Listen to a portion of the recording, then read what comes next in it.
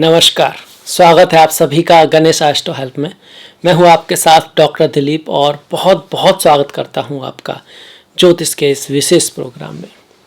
इस वीडियो में हम तुला के बारे में बात करेंगे कि अक्टूबर का जो महीना है उनके लिए क्या खास लेकर आया है। खास इसलिए कि एक बहुत बड़ा परिवर्तन जो करीब 1 साल बाद हो रहा है। ऐसा शुक्र अपनी ही राशि में, लग्न का स्वामी अपनी ही राशि में करीब साल भर बाद घूम के आया है। बहुत महत्वपूर्ण परिवर्तन है और भी बहुत सारे परिवर्तन हैं।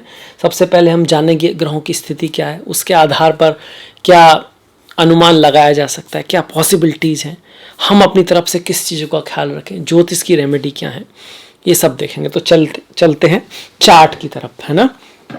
तो देखिए इस तरह से चार्ट दिखता है। यहाँ देख सकते हैं आप प्रथम भाव में शुक्र और केतु दिखाई पड़ रहे हैं और शुक्र यहाँ पर आपके लग्न के स्वामी तुला राशि में प्रथम भाव में बैठे हैं और ये 18 तारीख के बाद आएंगे, पर मैंने दिखा दिया है क्योंकि ये बहुत इंपॉर्टेंट घटना इस महीने हो रही है। अक्टूबर बेहद खास रहने वाला है तुला वालों के लिए। इसके साथ साथ केतु तो यहाँ पर है ही, जो बहुत समय से चल रहे हैं द्वितीय भाव में तुला में। चंद्रमा महीने की शुरुआत में द्वितीय भाव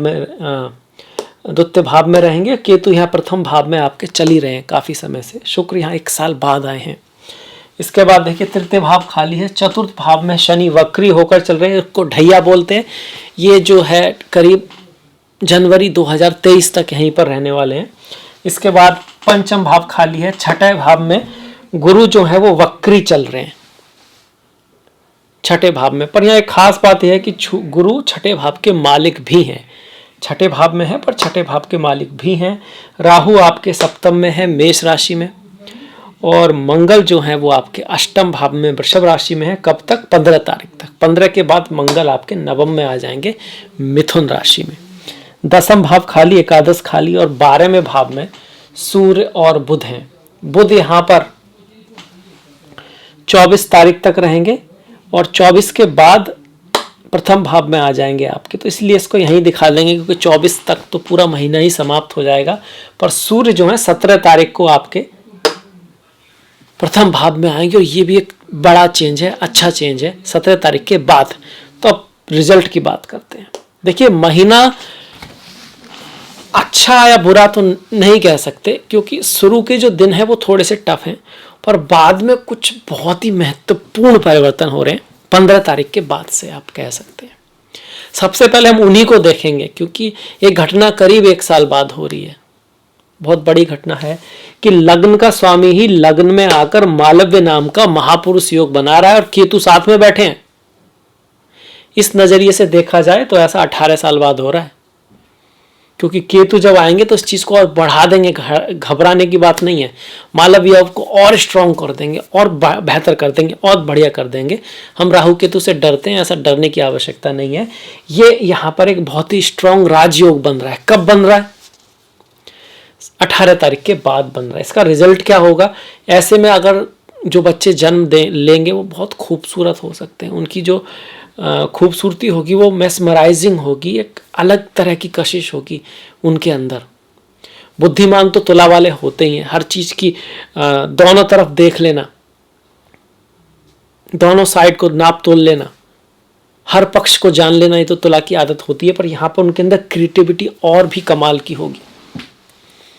आपके लाइफ में भी अगर आप क्रिएटिव फील्ड में, आर्ट में है, डिजाइन में है, ऑटोमोबाइल इंडस्ट्री में है, आप ऑटोमोबाइल जो है ना ये शुक्र से जुड़ा हुआ है, परफ्यूम का काम है, कपड़ों का काम है, होटल का काम है, इस तरह के कामों में है, तो 17 तारीख के बाद या कह सकते हैं सेकंड हाफ महीने में आपका किस्मत जबरदस्त साथ देने वाली है और कोई बहुत बड़ी उपलब्धि आपको हो सकती है। सभी की होगी, पहली बात तो नहीं हो पाएगी क्योंकि पहली बात यह है कि आपकी कुंडली में शुक्र कैसे हैं, दूसरी आपकी दशा महादशा किस ग्रह की चल रही है। पर कुछ लोगों की उसमें जरूर होगा। खासकर तुला के लिए इंपॉर्टेंट क्यों हो जाता है? क्योंकि पिछले समय से बाकी के जो ग्रह थोड़े से नेगेटिव चल रहे हैं, जैसे कि भाई शनि की ढैया चल रही है, गुरु भी 12वें भाव में चल रहे हैं, राहु सप्तम में है। तो एक बहुत बड़ा खूबसूरत सा ग्रह, बहुत दिनों बाद ऐसा एक परिवर्तन हो रहा है जो बहुत इंपॉर्टेंट है, वो है शुक्र का।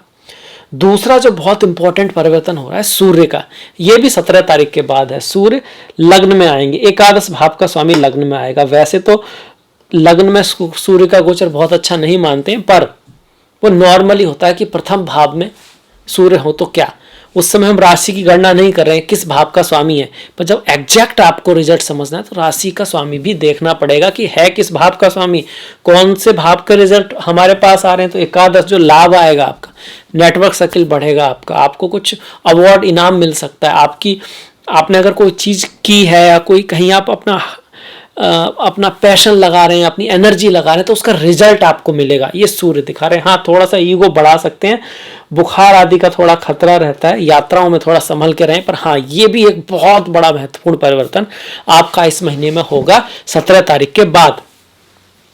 इसके बाद बाकी के ग्रह हैं, अब उनकी तरफ भी चलते हैं। अब जैसे केतु लग्न में है तो थोड़ी संशय की स्थिति तो आपकी रहेगी, आपको निर्णय लेने में ऐसा लगेगा कि क्या सही है क्या नहीं है, और वैसे भी आपकी संशय की स्थिति नॉर्मली रहती है। कारण क्या है, आप सिर्फ किसी बात को सुन के ऐसे ही नहीं कह देते हैं, आप उसकी पूरी चीज़ें जानना चाहते हैं, ये साइड भी, वो साइड भी, इधर से भी उधर से भी, सब कुछ उसको ना परफेक्ट कर लेना चाहते हैं, सब कुछ जान लेना चाहते हैं।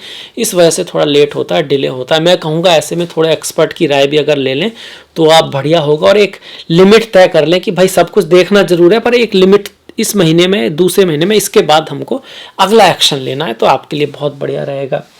तो केतु ये दिखा रहे हैं। केतु मैरिज लाइफ के लिए बहुत ग्रेट तो नहीं है, यहाँ पर मैरिज लाइफ में थोड़ा डिफरेंस ऑफ ओपिनियन रह सकता है। राहु भी यहाँ पर बैठे हैं, तो शक की वजह से चीजें हेवाइड जा सकती हैं, तो अपने जीवन साथी पर शक ना करें। आप कि फ्रेंड बढ़ेंगे, आप फ्रेंड्स बनाना भी चाहेंगे, आपके कुछ नए फ्रेंड्स बनेंगे भी, पर वो ज़रूरी नहीं है कि वो आप बहुत लॉयल हों आपके साथ, इस चीज़ की पॉसिबिलिटी यहाँ पर है।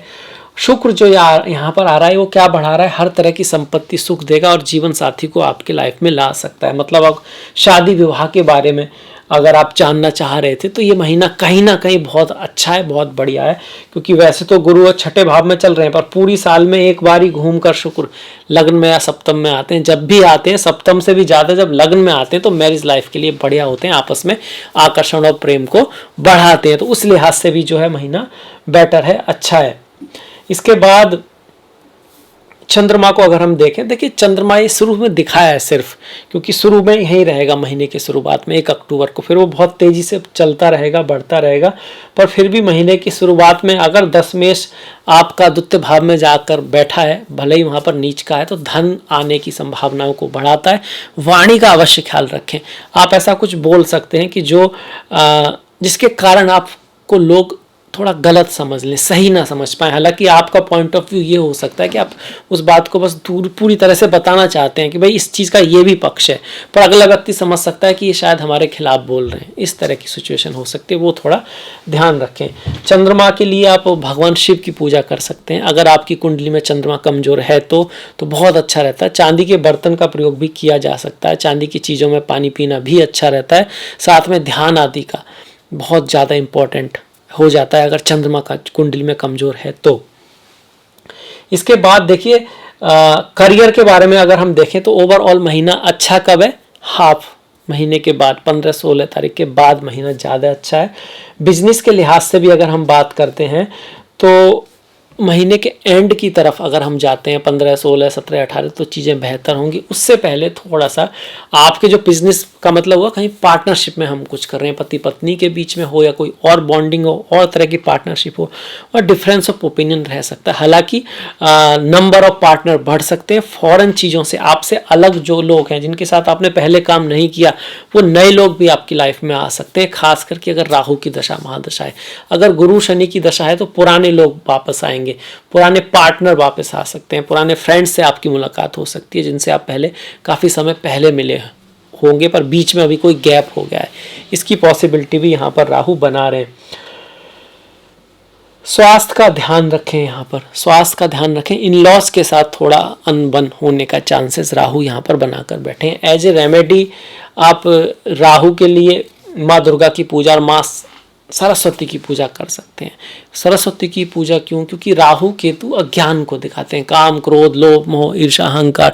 गुस्सा होना कोई बुरी बात नहीं है, पर गुस्से का आप पे कंट्रोल हो जाना, गुस्से में आप स्वयं को भूल जाएं, या काम वासना में आप खुद को भूल जाएं, या लालच में खुद को भूल जाएं, वो बुरी बात है। लालच बुरी बात नहीं है, ईश्वर ने जो दिया है वो सब ठीक है, पर जब वो अपना स्थान खो देता है तो बुरा हो जाता है। इसी को हम ग्रहण बोलते हैं।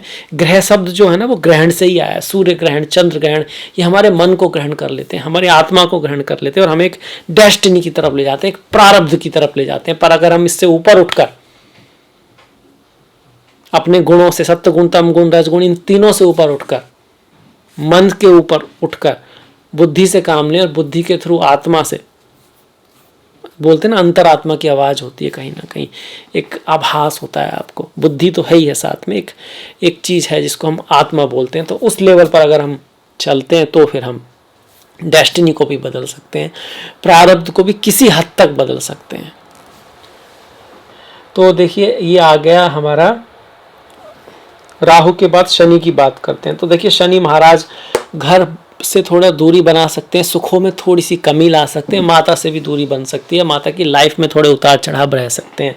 हालांकि 15 तारीख के बाद घर, गाड़ी, भूमि, जमीन अगर आप खरीदना चाहते हैं तो उसके लिए योग अच्छा बनता है, क्योंकि शुक्र जो है लग्न में आ रहे हैं तो गाड़ी वगैरह या फिर ऐशो आराम की चीज़ों में आपको फायदा करेंगे। उधर मंगल आपके नवम में जा रहे हैं तो जमीन से रिलेटेड चीज़ों में भी आपको सफलता मिलेगी। वाणी थोड़ी कटु रह सकती है, क्योंकि मंगल जो है बुध की राशि में है और बुध वाणी के कारक होते हैं। वाणी का हल्का सा आपको ध्यान रखना होगा।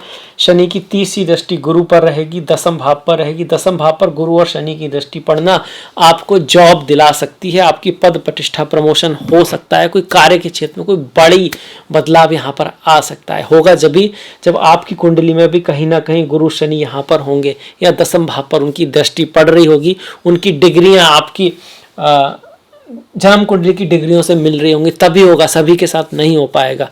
और दसम भाव पर जो दृष्टि है वो आपके क्षेत्र में, कार्य के क्षेत्र में कंपटीशन बढ़ाएगी, हार्डशिप बढ़ाएगी, मेहनत बढ़ाएगी। इसीलिए ढैया से लोग डरते भी हैं। एग्जाम तो हमेशा टफ ही होते हैं, और ये भी कहा गया है कि जो जितना बड़ा खिलाड़ी होता है उसकी परीक्षा भी उतनी कड़ी होती है, क्योंकि उसको इनाम भी फिर उतना ही बड़ा मिलता है। ये भी बात है, और ये होता भी, बात भी सही है। जो लोग बहुत ऊंचाइयों तक गए हैं तो उन्होंने बहुत बड़ी बड़ी कठिनाइयों को पार भी किया है ना, तभी गए ना। जैसे हम बोलते हैं कि भाई IIT में जो टॉप किया है उसके बाद इतना आपको पे स्केल है, जो भी है, तो पहले IIT को टॉप करने के लिए मेहनत कितनी करनी पड़ती है। और क्षेत्र में भी यही है, जो लोग बिजनेस में ऊपर गए तो उन्होंने मेहनत बहुत की, हार्डशिप उन्होंने बहुत झेली, उतार चढ़ाव में वो समान रहे हैं। और ये भी कहा जाता है कि भाई गिरना कोई बुरी बात नहीं है, पर गिर के उठना बहुत बड़ी बात है। और जो लोग गिर के उठना जानते हैं वो अक्सर बहुत ऊपर जाते हैं, नहीं तो टूट जाते हैं ना लोग। वो एक गलत मोड़ होता है, पर जो प्रयास करते रहते हैं, हार नहीं मानते, अपने लक्ष्य की तरफ उनकी निगाह रहती है, दिमाग रहता है, मन रहता है, तो फिर कहीं ना कहीं से रास्ते निकल कर आते ही हैं। बोलते हैं ना, जो खुद की सहायता करता है तो ईश्वर भी फिर उसकी सहायता करते हैं, और जिसकी ईश्वर सहायता करे उसे कौन रोक सकता है। तो शनि महाराज की यही बात मैं आपसे कहूँगा कि आप अपने लक्ष्य की तरफ लगे रहिए, हार्डशिप, मन अपना पॉजिटिव रखिए अपने लक्ष्य के प्रति। बाकी जो शनि की थोड़ी रेमेडीज़ हैं कि हनुमान जी की पूजा शनिवार के दिन, माँ काली की पूजा शनिवार की शाम को, वृद्ध लोग हैं, ओल्ड पीपल हैं, उनके लिए कुछ करता, उनके लिए हेल्प करिए। आप सबके प्रति संभाव रखिए, दया रखिए। शनिवार के दिन ही नहीं, दूसरे दिन भी।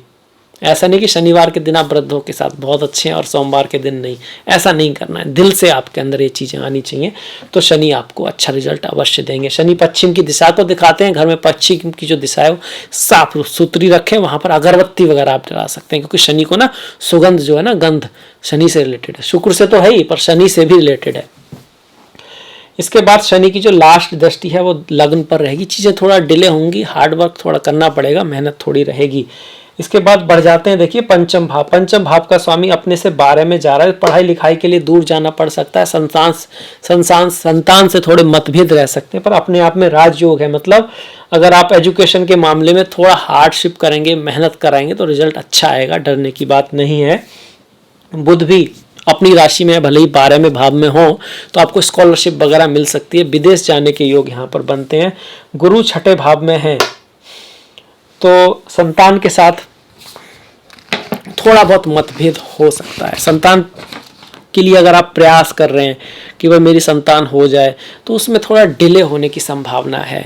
ऐसे में प्रयास जारी रखें, संतान गोपाल मंत्र का जाप करते रहें और गुरु को अच्छा रखने के लिए गुरुवार के दिन मंदिर वगैरह जाएं और पीली चीज़ों का दान कर सकते हैं, जैसे केला हो गया, चने की दाल हो गई, तो आपका चीज़ों में बेटरमेंट जरूर आएगा। गुरु की यहाँ से दृष्टियाँ दसम भाव पर, 12वें भाव पर और द्वितीय भाव पर आएगी। दसम भाव हमारे पद प्रतिष्ठा प्रमोशन का होता है। गुरु की वहाँ पर दृष्टि का पड़ना आपके काम में मेहनत को बढ़ाने वाला है, चीज़ें बढ़ने वाली हैं, थोड़ा सा आपको हेडेक लगेगा कि भाई उस तरह से नहीं हो रही हैं, एफर्ट बढ़ने वाला है लाइफ में।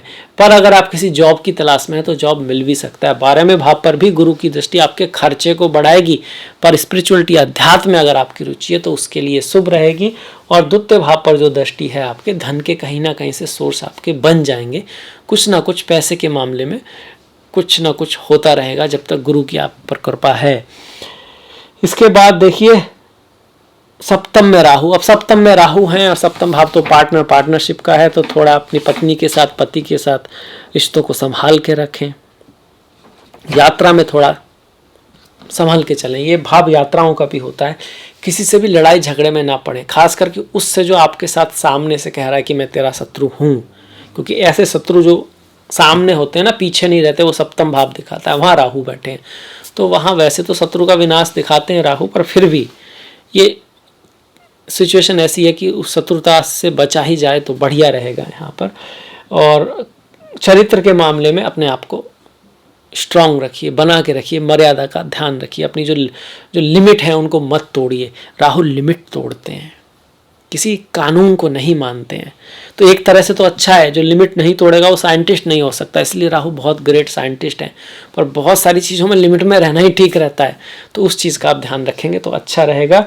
और राहु के लिए माँ सरस्वती की पूजा, माँ दुर्गा की पूजा। इसके बाद देखिए अष्टम भाव का स्वामी लग्न में रहेगा तो आपका स्पिरिचुअलिटी अध्यात्म में रुचि रहेगी, इनहेरिटेंस आदि आपको मिल सकता है। वही शुक्र का जो है ये बहुत परिवर्तन, एक ऐसा परिवर्तन हो रहा है शुक्र का और सूर्य का जो बहुत पॉजिटिव है, बाकी लगभग ठीक सा ही है। मंगल की भी बात करें तो मंगल पहले यहाँ पर रहेंगे, जब यहाँ पर रहेंगे तो आपके इन लॉज से थोड़ी अनबन रह सकती है, आपकी पत्नी के साथ भी कुछ मतभेद हो सकते हैं। पर 17 तारीख के बाद थोड़ी सी स्थिति में सुधार आएगा कि कम से कम मंगल यहाँ से निकल कर यहाँ जाएंगे। जब तक यहाँ पर हैं तो वाणी में भी थोड़ा कटुता ज़्यादा रहेगी। यहाँ आने के बाद ये आपको विदेश से थोड़ा लाभ करा सकता है, धन सोर्स बढ़ा सकता है, खर्चे को बढ़ाएगा। छोटे भाई बहनों के साथ भी रिश्तों को ठीक ही रखेगा। और साथ में घर या ज़मीन खरीदने की कुछ प्लानिंग चल रही है तो उसमें आपको पॉजिटिविटी मंगल यहाँ पर दे रहे हैं। पिता के साथ थोड़ा संबंधों में आपको बना के रखना होगा, क्योंकि नवम भाव में अगर मंगल का गोचर होता है तो धन थोड़ा खर्च हो सकता है, उसकी वजह से मन खराब हो सकता है, अपमान थोड़ा बहुत होने का चांसेस रहता है, वाणी कटु रह सकती है, या फिर आपको लग सकता है कि मेरा अपमान हुआ है। कई बार जो होता है उसके कई पहलू होते हैं, पर तुला वाले उसको देखने में सक्षम है। अगर आप अपनी कैपेबिलिटीज़ का यूज करेंगे तो आप उसका भी सही उपयोग कर पाएंगे। मंगल की हो गया यहाँ से। मंगल के बाद देखिए दसम भाव की हम बात कर ही रहे हैं, करियर के मामले में बात कर चुके हैं कि 17 तारीख के बाद बेटर है। लाभ आपका भी, लाभ के मामले में भी 17 या 18 तारीख लेके चलिए, महीने के बाद की जो तारीख है चीज़ें कुछ ना कुछ शुभता की तरफ जा रही हैं। 12वें भाव का स्वामी 12वें भाव में रहेगा, कब तक? 24 तारीख तक, उसके बाद लग्न में आ जाएगा। अब ये लग्न में आना बहुत बढ़िया है आपके लिए, मतलब कि अक्टूबर में तो बहुत अच्छे चेंज हो ही रहे हैं, पर ये चीज नवंबर में भी रुकने वाले हैं। और ये सिर्फ 12वें भाव का स्वामी नहीं है, भाग्य का भी स्वामी है, तो फॉर्चून आपकी तरफ आएगा, फॉरेन अपॉर्चुनिटी आपकी तरफ आएगी जो आपकी लकी साबित होगी, बढ़िया साबित होगी। धन भी आपकी तरफ आएगा, ज्ञान, नॉलेज, विजडम को भी यहाँ पे दिखा रहा है, मतलब अगर स्कॉलरशिप वगैरह है उसके लिए भी अच्छा, प्रेम आदि के लिए भी महीना बेहतर हो रहा है 17 तारीख के बाद। ये एक तरह से हमने पूरा चार्ट देख लिया। बुध को और अच्छा करने के लिए क्या करें, क्योंकि बुध आपके भाग्येश हैं। एक तो हरा कलर का यूज करें आप, लाइट ग्रीन कलर आप यूज करें, बहुत बढ़िया है। दूसरा, येलो कलर के जो है दान करना है आपको, गाढ़ा पीले रंग को आपको गुरुवार के दिन दान करना है, आप देखेंगे कि चीज़ें बेहतर होंगी। इसके साथ साथ किन्नर लोग जो होते हैं, जो मेल होते हैं ना फीमेल होते हैं, उनका भला कीजिए, उनकी कोई किसी भी तरह से आप हेल्प कीजिए। पक्षियों को हरा दाना डालिए आप देखेंगे कि आपका भाग्य सुधरेगा ही सुधरेगा। तो ये सारे ग्रह हो गए आपके। अब आ जाते हैं इस महीने के त्योहारों की तरफ। महीना तो त्योहारों से एकदम लबालब भरा हुआ है, बहुत सारे त्योहार हैं, पर उसमें भी त्योहारों में भी जो त्योहार है दीपावली, उसकी आपको शुभकामनाएं कि ये रोशनी वाला त्योहार आपके जीवन में प्रेम लेकर आए, समृद्धि लाए, शांति लाए, पीस लाए।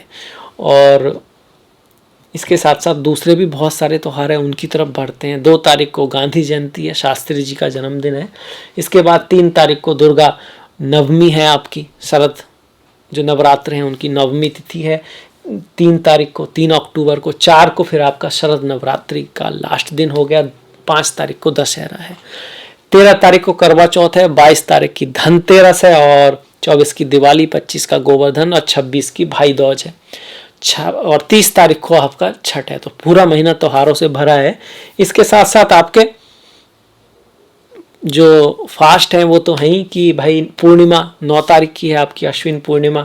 6 और 21 तारीख की एकादशी है। इसमें 6 को आपको पाप अंकुशा एकादशी है और 21 तारीख की रामा एकादशी है। 7/22 का प्रदोष व्रत है। 23 तारीख की शिवरात्रि है, चिदानंद रूपा शिवोहम शिवोहम। 13 तारीख की संकष्टी है। जिनका केतु की दशा महादशा हो और अच्छा रिजल्ट ना आ रहा हो उनको संकष्टी का व्रत करना चाहिए।